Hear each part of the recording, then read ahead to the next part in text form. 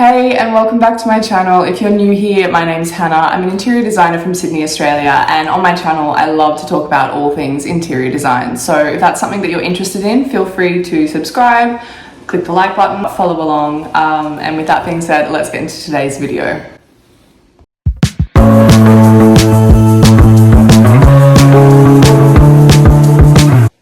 So today I want to share a video on tips and hacks and things that you can do for living in specifically a small space, whether that's a small apartment in the city, whatever. I want to share some of the things that I did when I moved into this apartment, which is I think it's about 75 square meters. So it's not tiny, but at one point it was myself, my boyfriend and his brother living here. And so that really did feel crowded. It's kind of like a 1.5 bedroom apartment and one bathroom. So I want to share some of the things that I did to make it feel more spacious, more light, better sort of functionality, and sort of a little bit more, I guess, open in general. So these are tips I think that you can apply really to any living scenario, even if you don't live in a small apartment or a small space. I think these are still just like general things that you can do to make any space feel lighter, brighter, more open, whatever it is.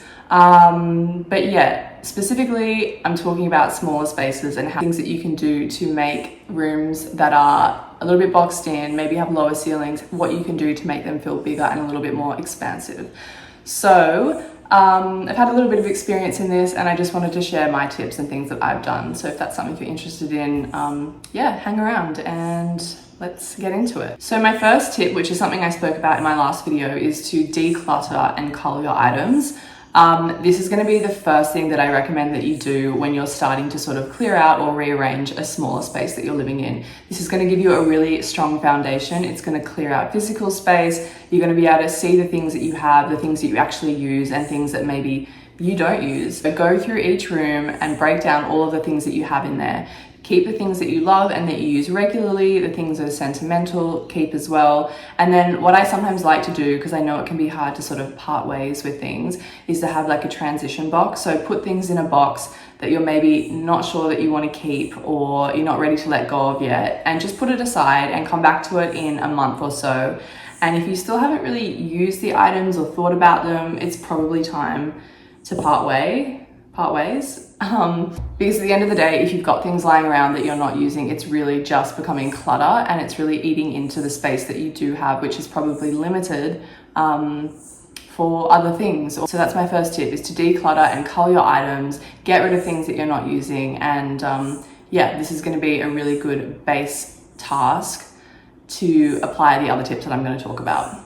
Okay, my second tip is to use the space under your bed. And I'm actually really surprised at how often people don't do this, because in my mind, it seems like a really obvious thing. Like if you have, for example, a queen bed, the space under there is like roughly 1.5 by 2 meters worth of space plus if you're stacking stuff under there. So I really encourage you to think about getting a bed frame if you don't already, or an elevated sort of bed base, nothing less than 30 centimeters off the ground, because you do like want enough space to be able to slide things in and out easily. I would definitely recommend doing this if you're short on space or storage space. In saying that, don't just like shove crap under your bed. I know it's easy to think like, whatever, I rarely use this stuff, I'm just going to shove it under there. But get organized with the things under your bed. So you can buy like storage bags that slide under there. Like there's so many options. There's stuff from IKEA, Amazon, whatever. I have these storage bags under my bed and they're really good. However, my sister has these and they're even better because they have like a solid base on them. So it makes them a little bit less flimsy and easier to sort of pull in and out, like slide in and out from under the bed.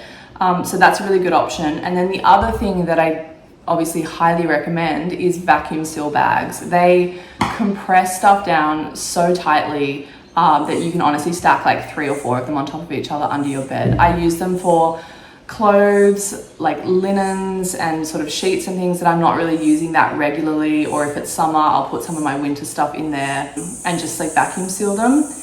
And seriously, the amount of storage space that I'm saving in my wardrobe because I've got that stuff under my bed is a game changer. So that is definitely a hot tip. If you have a suitcase, use that. Use the suitcase as storage, put it under your bed.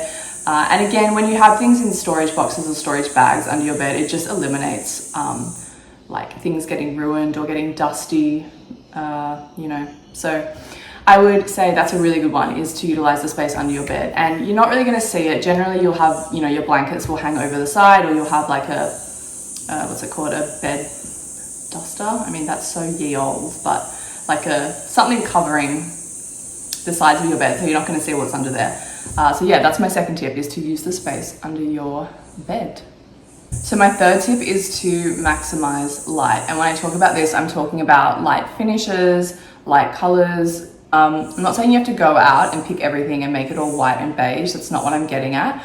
But generally I find that in smaller spaces, they can tend to feel a little bit more boxed in. The ceilings can sometimes be a little bit lower and maybe you don't get as much light. So the reality with picking lighter finishes is that the light, natural light and artificial light, is going to bounce off it a lot more and going to create a much more open and generally brighter feeling space, as opposed to like if you were to buy furniture that was all really dark wood, for example, or dark sofa fabrics. It's just not going to really do much for your space. So I would say definitely go for things that are lighter in finish. It doesn't have to be beige. You can pick any color, but just the lighter end of the spectrum, I think, is what you want to go for.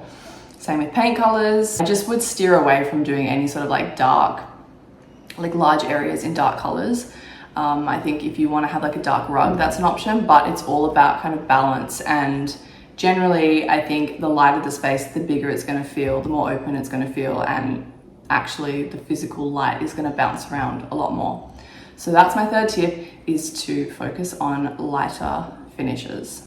Okay, my fourth tip is mirrors, and this is probably one of the easiest things you can do, is to buy mirrors for your space. We all know that mirrors make your space feel a lot bigger because they reflect a lot of light, they reflect different views, and they give that illusion of space. This is so easy to do in any room, especially that's like lacking a lot of light. For example, you can't really see it, but the mirror behind me, I'm sitting in my kitchen at the dining table, and this wall was really dark. Like this back part of the kitchen was quite dark. And so we decided to hang a large horizontal mirror that reflects the view outside, which is a huge avocado tree outside our kitchen window. And like instantly it made the space feel so much brighter. It was much more interesting to walk in and be able to it was much more interesting to walk in and be able to see that view reflected from the entryway. So try and orient your mirrors towards things that are going to, one, allow a lot more light to bounce around, and two, preferably, I would say, to like external environments. I think being able to bring the outside in is a really nice way to make your space feel more open, bigger, and just generally nicer. So think about the walls in your space that you could put mirrors on, and maybe where they're needed the most. You don't have to hang them, they can be standing mirrors, whatever it is. But yeah, I think that is a really easy way to create an illusion of space in smaller apartments.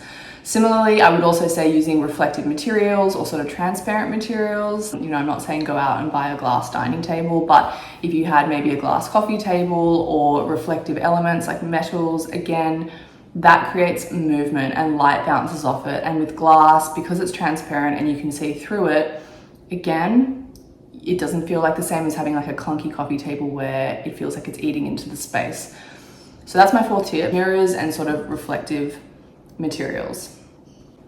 So tip number 5 is to purchase furniture that is functional. And when I say this, what I'm talking about is don't go out and buy furniture that's oversized, that's really heavy and chunky, because it's really, when working with smaller spaces, you do need to sort of play it smarter, and I think maybe lean towards a little bit more slimline furniture. Things you can do is, you know, purchase store. So there are things that you can do, like really subtle things that are gonna make a big difference. Even when it comes to your dining chairs, I would recommend maybe getting some dining chairs without arms on them, because having 4 dining chairs, for example, around a small dining table is going to look a little bit cluttered. But if you remove the arms and just have seats without arms, it's going to free up a little bit more space. Similarly, you might want to have some open shelving in your living room. It's still, you still want to be able to display things and have things looking nice, but maybe in other areas where things don't really need to be on display, you could buy some furniture or storage units that are closed off, just so visually it's not looking overly cluttered. Again, with your coffee table, if you have a coffee table, maybe you want to have something that's a little bit lower to the ground as opposed to something that's sort of square and boxy and high. I think having things lower, again, mentally there's something about it in terms of like not obstructing views. So think lower, think slimline, and as well as that, maybe with your couch, you want to have something that's elevated off the ground. I always find that being able to see under furniture creates this illusion of space as opposed to having like a really solid base that's like flat against the ground. I think having anything slightly elevated is going to allow light to travel under it, and it's going to create this illusion of space. So yeah, and it's just really about being smart with the pieces that you buy. I think in smaller spaces, we're very limited in kind of what we can do, but there's so many options out there. Dining tables, get one that extends out so that when you have friends over, you do have a bigger table, but on a day-to-day basis, you can tuck it away and it fits in the space. It's just thinking about the pieces that you're purchasing and kind of being smart with it and understanding how it's going to work in the space and whether or not it's right. So do your research, have a look around. I'm also going to link some things in the description box below that should help. My 6th tip is to get organized. I know that a lot of people struggle with this because, I don't know, it can be overwhelming, and a lot of people find that organization and cleaning and that sort of thing is not really their forte. But I promise you, if you just spend a little bit of time doing these things, it's going to make such a big difference for you on a day-to-day basis. So again, you can take your time, but go through each room and, like, for example, in your bedroom, look in your wardrobe and think of ways that you can maybe organize things a little bit better. I'm not saying you have to go out and do that whole thing where everything in your apartment is in a container. I'm not a fan of that at all, but I think there are like small things that you can do in each room of your house that are just gonna sort of compress things a little bit more, make them more functional, and even just knowing where the things, where your things are in your house creates a much more functional space as opposed to having things scattered everywhere. So I would definitely make sure that everything that you use in the bathroom, for example, is stored in the bathroom if you can. Same goes for the kitchen and wardrobe.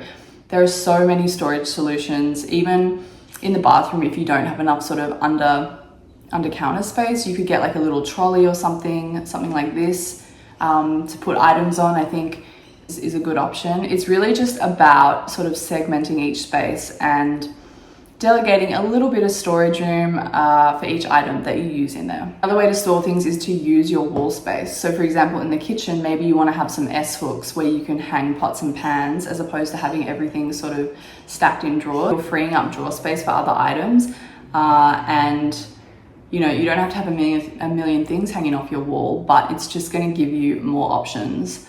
Similarly with like utensils, knives, metal, spoon, you can have like a big sort of container on the bench that everything sits in, which is what I have, and I really like that. Or there's always the options of the magnetic wall mounting systems that you can store things on. But honestly, like I said, there are so many options. I'm going to link some in the description box below, but really find things that work for you and work in your space and work with the way that you sort of function and how you use each space. But yes, that is my next tip, is to get organized. So my last tip is to create contrast. I know that everything I've spoken about has kind of made it seem like I think you need to have a space that's really bare and light and minimal and not have much in it. But I think it's actually the opposite. I think it's just about playing it smart. So in smaller spaces, they often lend themselves to feeling a lot more sort of cozy and warm and inviting. And I think that's something that's definitely achievable. It's just about creating balance. So for example, if you have a neutral sofa that's maybe just like a light color or just monotone, then you can play with cushions or throws that have patterns and print to break it up and make it feel a little bit more interesting as opposed to just having beige cushions. Again, in your bedroom, if you have maybe some interesting bedding, like with prints and patterns or textures, or there's a lot going on the bed, maybe just consider having some bedside tables that are a little bit more simple. Maybe they're just timber bedside tables or glass or, whatever, but kind of I guess it's about balancing what looks busy and what looks sort of pared back, and that's going to give you a really nice outcome. Again, if you're wanting to use rugs, I would even recommend doing the layering option with rugs. So you could have a really neutral one underneath and then maybe something a little bit more interesting, like with a pattern on top, something like this. This is from Kendall Jenner's house, and I think this is looked really good because you can almost not see the first rug on the ground, and it's just, I don't know, it's interesting and it's not taking up any extra space really. So I think about layering things, creating contrast, textures, colors, patterns. Don't be afraid to do that just because it's a small space. If anything, when it's smaller, we see things more. So we want to make it interesting and make it sort of a space that we want to be in, if that makes sense. So yeah, that is my last tip, is to create contrast. So those are my interior design tips on how you can make your smaller space feel a little bit more open, a little bit less cluttered, and tricks. But as I said, you know, these things can be applied to any living situation, any size of home that you live in. And yeah, don't be afraid to get creative. Try things, and if they don't work, you know, try something else. I think it's really a process of you trying to understand how you use your space on a daily basis and what you can do to make your life easier. Because at the end of the day, interior design is about creating beautiful spaces, but we also want them to be super functional.